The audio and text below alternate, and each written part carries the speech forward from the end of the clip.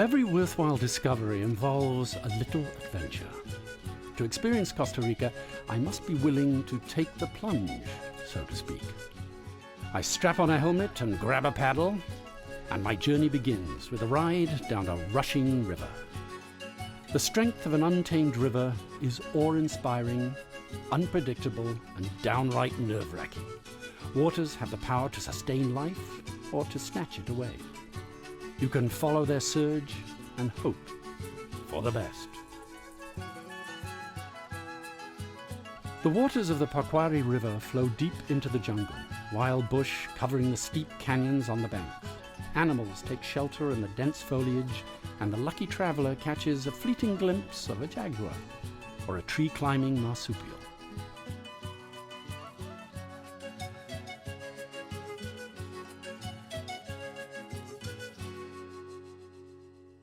My destination for the night was Pacuari Lodge, an isolated yet luxurious sustainable resort, built of wood from tree farms and palm thatch collected in the rainforest. The bungalows are tucked beneath the jungle canopy, woven carefully into the scenery.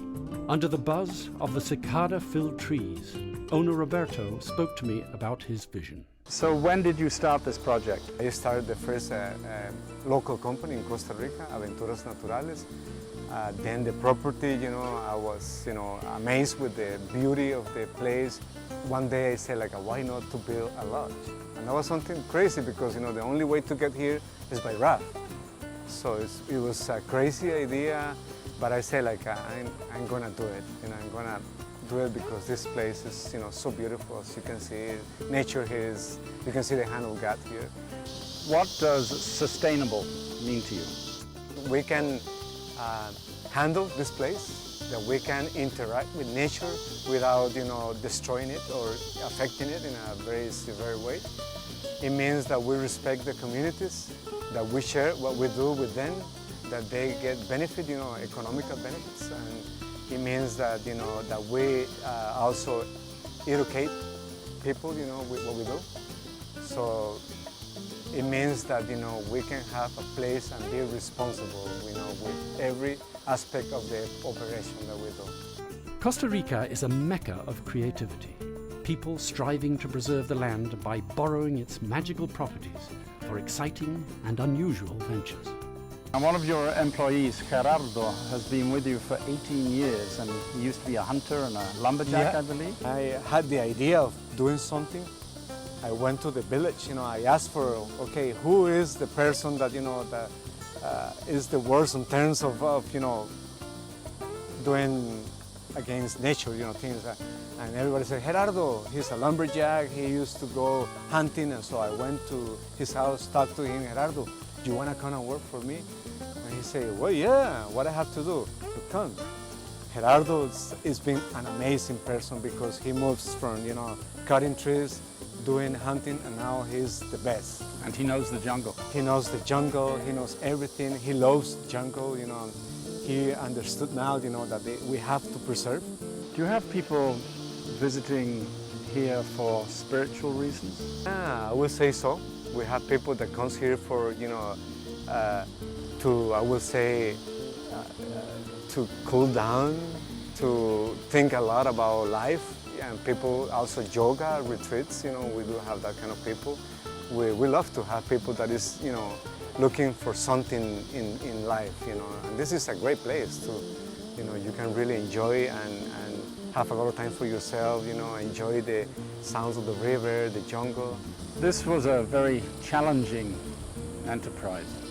Has it taught you anything?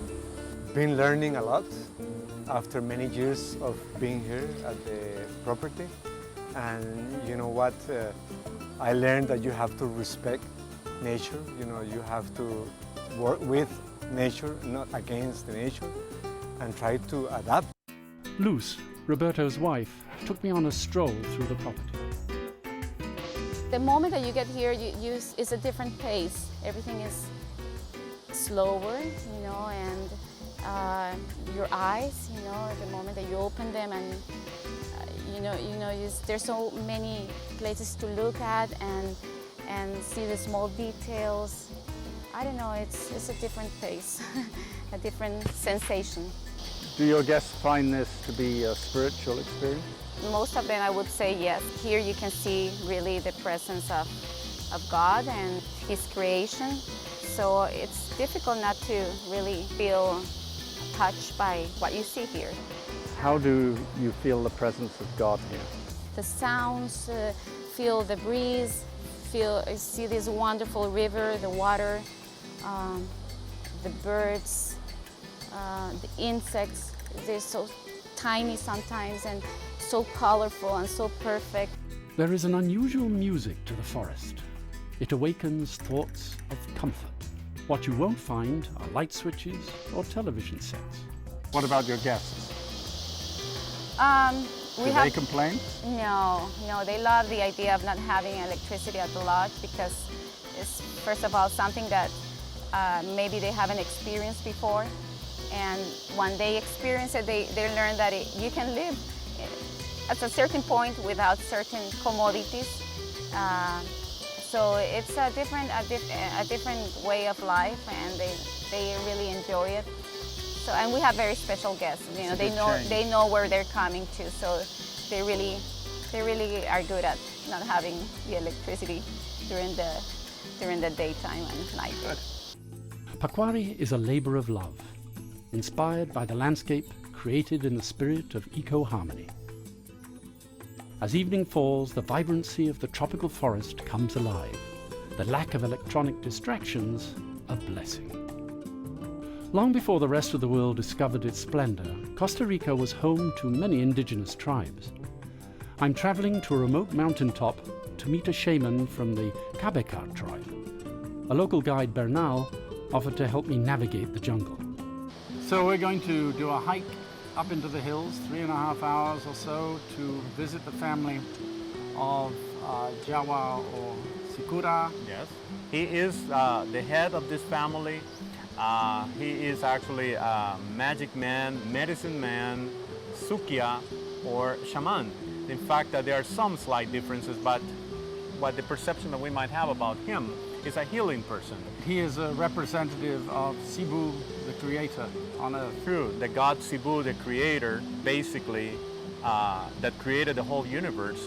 And then one of his most important possessions were given in the form of stones. And then Don Juan Garcia has received the power directly from Sibu to do good and heal people, and he will hear the voice of Sibu. Why does Don Juan live in such isolation? The forest, it doesn't belong to anybody. It belongs to Sibu. Sibu will permit that some people will take what they need, but don't trade it out. So the isolation has been a result of the family units getting smaller and smaller, keeping and maintaining their forest, but separated from the other groups. Do the Cabecar feel there is a spirit in the forest? They do. They know and they feel the spirits of each of the individuals in the forest. They believe there is actually a spirit for each of the critters, a guardian. They call them the owners.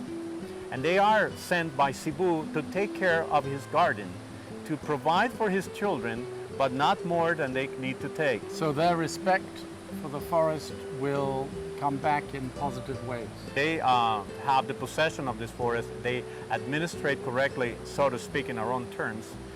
That is a good relation with Sibu. That is a respectful way to treat the forest. That is a great environmental feeling also, seen by us. And it definitely will bring positive energy. The positive energy will come in the medication, in the herbs and the plants that will be given by Sibu, advised through the stone to the people like Don Juan to heal somebody. Could you tell me something about the flora and fauna we're going to see today on our hike? We're going to see and enjoy a forest with major trees, with trees of 150 feet high. They're just incredible. The trees that might be 100 years old. We're just going to enjoy also all the different relations that happen since the bottom on the ground, the lianas that climb the trees, and the upper part with the flowers, bromeliads and so, that create this net, this living net. So we're going to see a living rainforest that is full, rich in species. What do you think makes Costa Ricans so happy? People are happy because we see There's good in things and simple things. We're not getting too complicated on many other issues, that life is beautiful. We have deposited a lot of trust in this forest. We have found out that people will definitely be happier if we really have a better communion with the forest.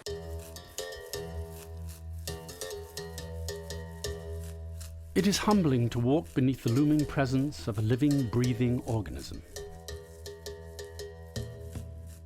A natural temple gifted to the world. The pillars are the waterfalls, the orchids the jewels, the vines and moss-encrusted trees our walls and roof. Here we listen to our souls and the not-so-constant drumbeat of our hearts. After a 4-hour hike, battling sweat and fatigue, I arrived at the shaman's village.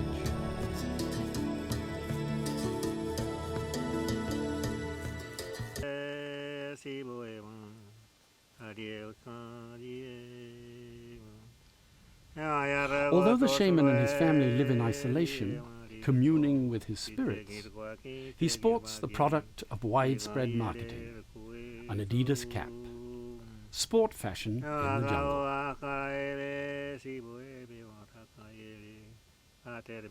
He spoke very little English, but he was eager to share his knowledge of herbal remedies.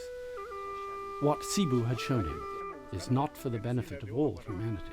Indigenous people are now a small fraction of the population in Costa Rica, but their faint presence remains in the forest, their heritage carried by all Costa Ricans.